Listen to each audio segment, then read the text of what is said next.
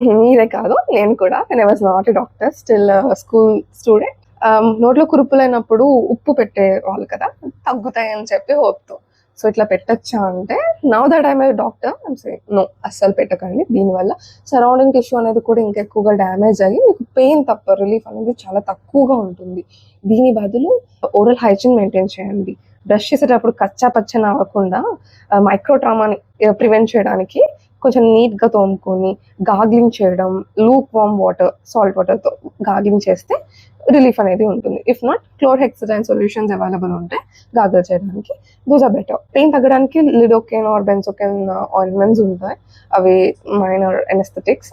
అవి కూడా యూజ్‌ఫుల్ ఉంటాయి. మేజర్‌గా మీ తరపున మీరు చేయాల్సిన జాగ్రత్తలేంటంటే, స్పైసీ ఫుడ్ అవాయిడ్ చేయండి. కురుపు గనక ఒకవేళ మోర్ దాన్ 3 వీక్స్ ఉంటే గనక కొంచెం జాగ్రత్త పడండి. రికరెంట్‌గా ఒకే ప్లేస్‌లో వస్తుంది, హార్డ్ అవుతుంది, చుట్టుపక్కల ఇంజురేషన్ అనేది చాలా ఎక్కువగా ఉంది అని అనిపిస్తే వెంటనే మీ ఈఎన్‌టీ డాక్టర్‌ని కన్సల్ట్ అవ్వండి.